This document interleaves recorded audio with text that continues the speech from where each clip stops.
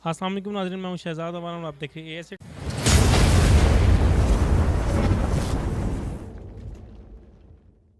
TV. अभी पाकिस्तान ये match जीत चुका है 2-3 से। तो अभी आमिर साहब मौजूद हैं, इनसे बात करते हैं कितने हैप्पी हैं ये इस खुशी के मौके पे। अस्सलाम वालेकुम वालेकुम अस्सलाम। जी। आमिर साहब क्या कहेंगे आज के मैच के बारे में आप?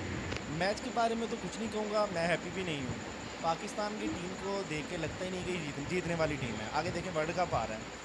जिस तरह की हमारी टीम है, अभी तो इंग्लैंड की जो टीम है वो प्रॉपर टीम आई ही नहीं है।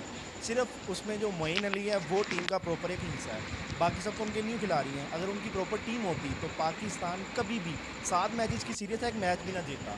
सिर्फ दुआएं हैं इनके लिए कि ये जीत जाएं, क्योंकि हमारी टीम में अभी कोई भी सीनियर खिलाड़ी नहीं है।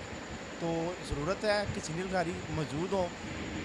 अब ये फ़ैसला करते हैं हमारे जो टीम के सिलेक्टर हैं। सिलेक्टर बिका हुआ है, सारे बिके हुए हैं। तो मैं तो खुश नहीं हूँ। जब तक टीम अच्छी सिलेक्शन नहीं होती तब तक हम खुश नहीं हैं।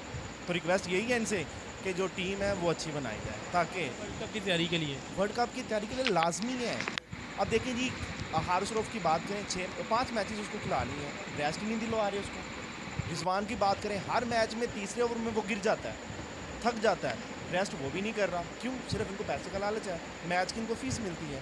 अगर ये सब चलता रहा तो कभी भी हमारी टीम कामयाब नहीं हो सकती।